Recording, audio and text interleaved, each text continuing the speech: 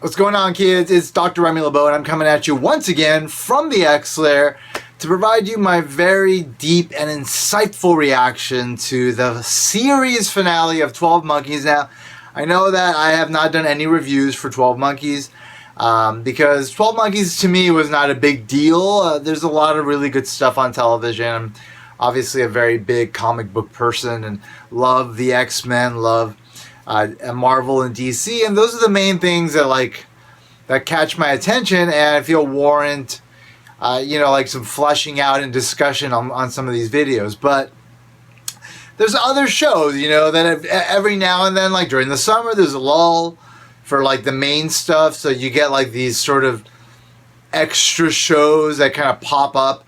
12 Monkeys is one of these extra shows that kind of popped up every summer for the last 3 years.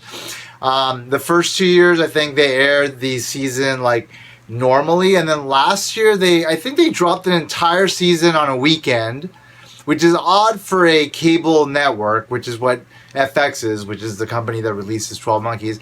And then this year they decided to release the final season in 4 weeks.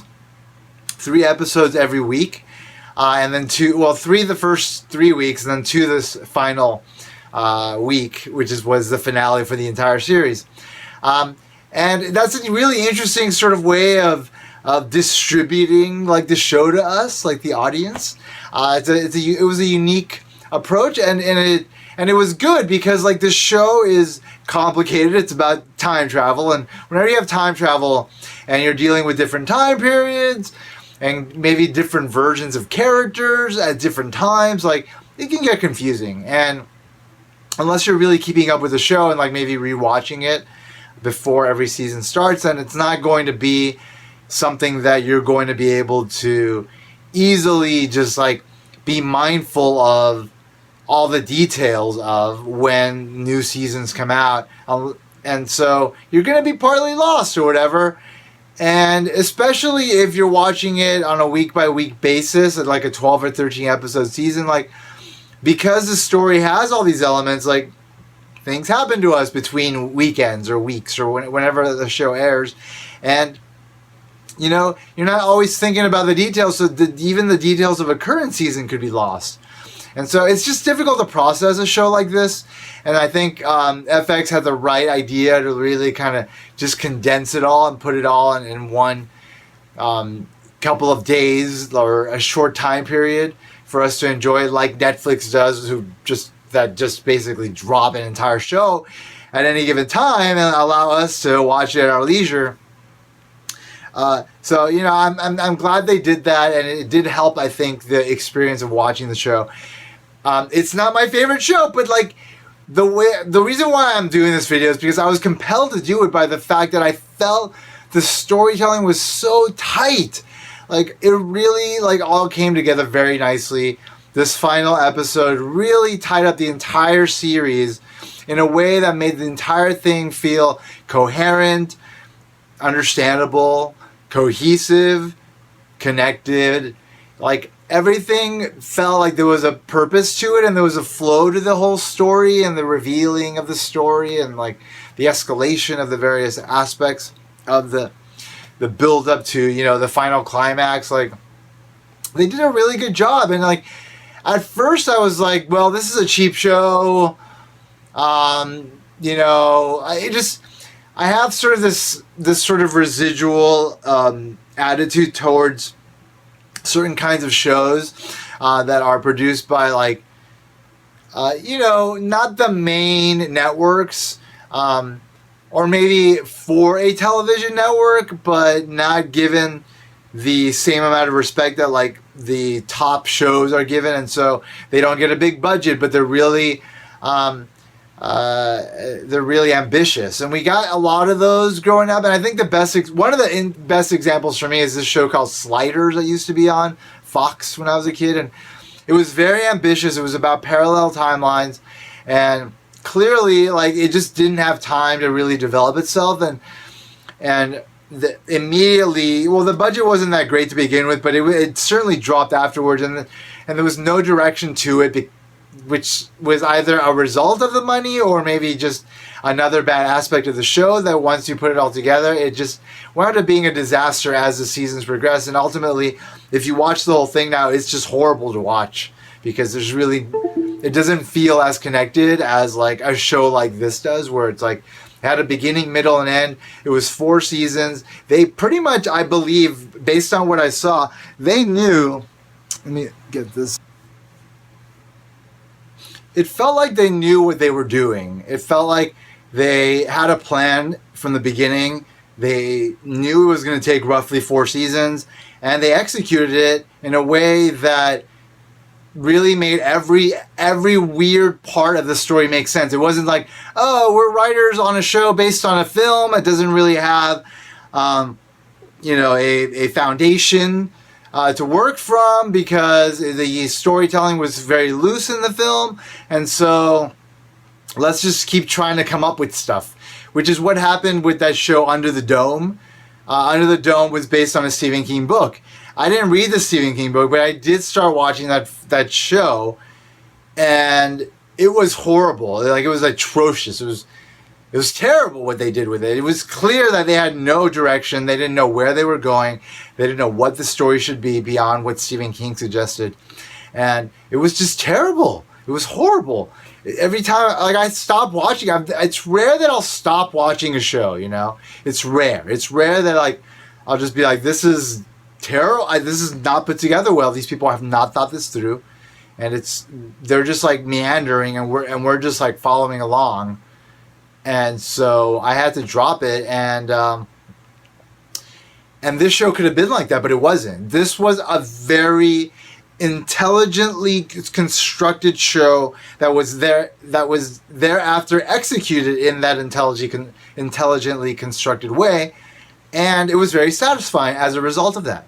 Like, if you watch this from beginning to end, which I'm sure I will do again in my lifetime, because I think it's good enough to warrant, like, a unified viewing of the entire series. It's really good storytelling. If you're gonna do that, then you have done a good job, and you deserve, at least a little bit of accolades. And that's why I did this video. Like I mentioned, like, I'm not used to doing just any old video for anything that I watch. If that was the case, then there'd be a bunch of random stuff all over my channel. Every now and then I'll get a little something random in there, because it'll spark my interest like this.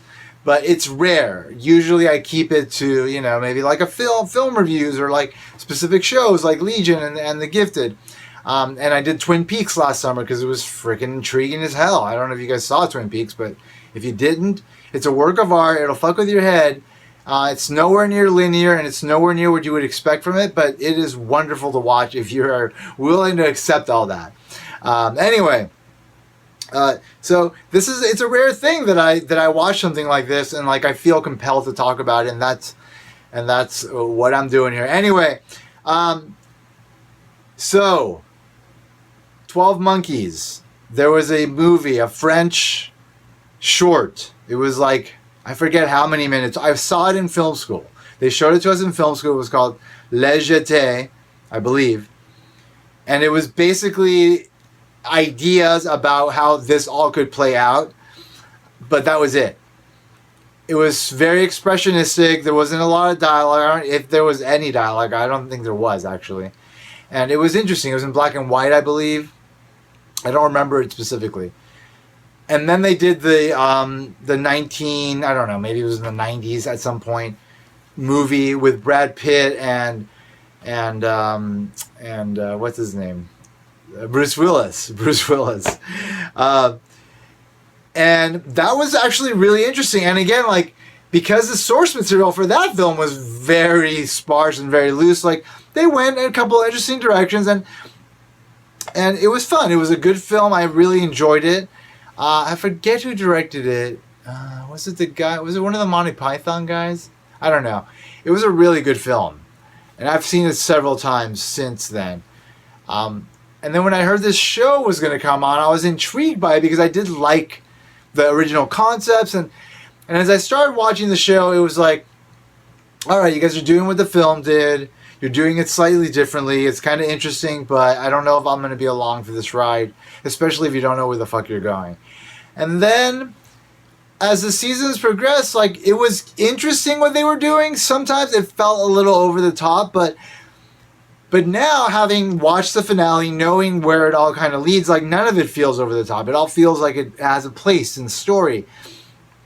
And so that's exciting, you know? It's exciting that even though it had sort of the potential to become a Sliders or the fucking Under the Dome, like, it didn't, you know? It became what it became, and now, it exists as this great sort of show to, like, enjoy as it's basically like this giant novel that's like a television, like a movie that's, how many, like 48 hours long, maybe 50 hours long.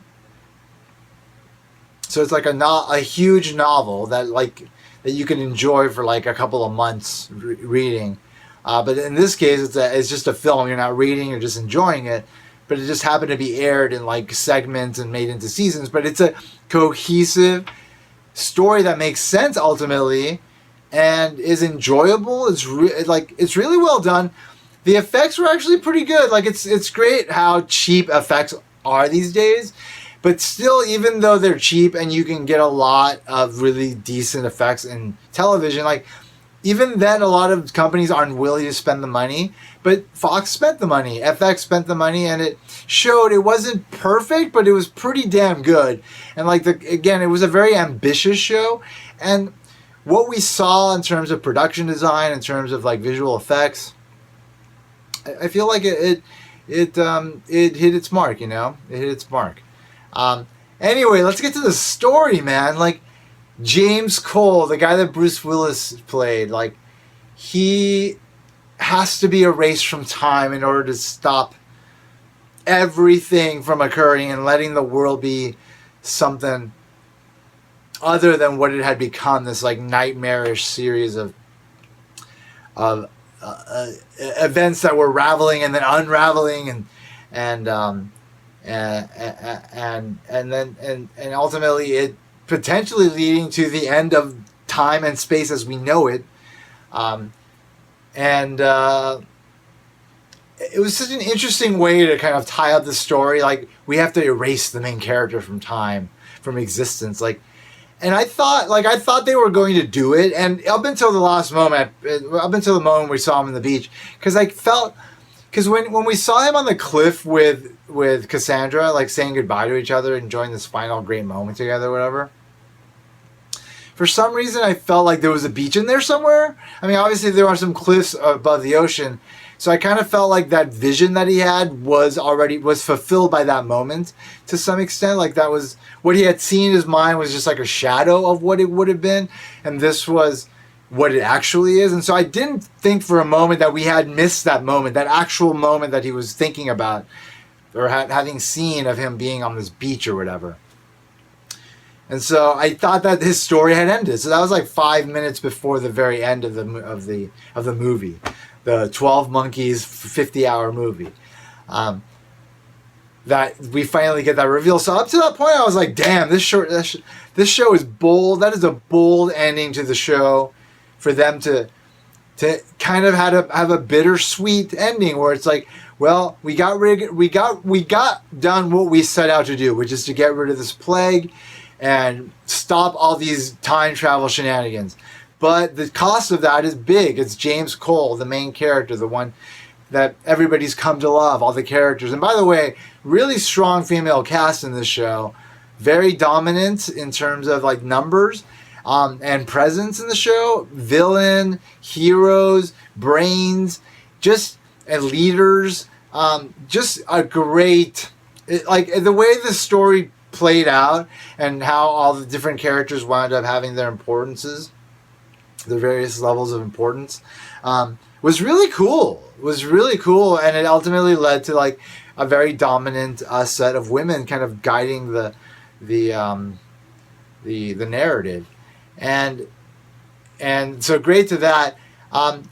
So the show didn't do what I thought it was doing, you know, and I love that they kind of brought it back at the very end, and I like that happy ending, you know. It's nice to think of like because it really did hit me emotionally when Cassandra sees him, because she had already moved on in this alternate timeline of like, okay, well, we saved the fucking universe, you know, we saved space-time, and so, you know, like, I can't help but be content, but like, I've lost the person I love. I'm gonna be alone thinking about him for the rest of my life, you know, but I'm gonna do things to remind me of him. I'm gonna buy this beautiful house that we had once lived in together, and just kind of enjoy it, and like the spirit of him that might be here. And then she sees James Cole in the field, something that had never crossed her mind as possible, likely, and yet there it was.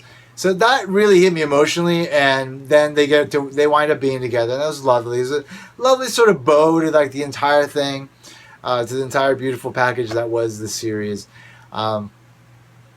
All this stuff, like the way the story went was very unexpected after the stuff that we know from the film. And it, again, like, it felt a little over the top because it was very much about like the nature of time travel, fucking with time travel, entities that are outside of time travel, trying to control time and all this. It became about time itself, the fabric of time itself. And for me, it just felt like, okay, you guys are pushing this, but because it all kind of came back together at the end, like, okay, they have to cause the plague again. So we went back to the plague as being significant, and the fact that it was Cassandra herself and the rest of them that actually caused the plague and had to make it happen in order to let events causality be maintained and then be at the moment that they were. I thought was fucking awesome and profound, and really brought the whole thing back to like the grounded place that it started from, and so I in the end, like, all the craziness that happened in the show was like, it all felt like justified. Like I've already said, like I feel like they've done a great job of weaving this really intricate time travel story together in a way that in the end lands in a very satisfying way. And again, I'm very satisfied by the finale. I'm sure that if you have not seen the show, you would not be watching this video. But if you did see the show, I highly recommend.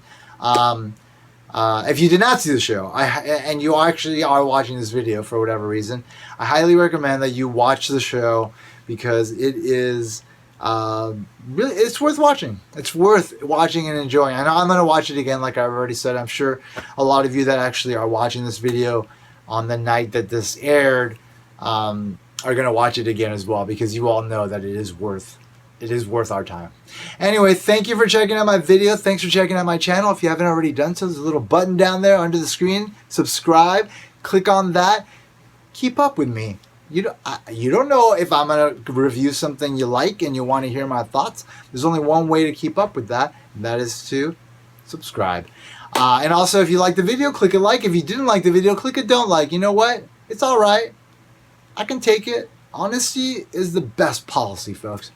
Anyway, as always, I want to remind you that if you haven't already put an X in that box, you should, because ain't nobody checking me. Take care, folks. Bye-bye.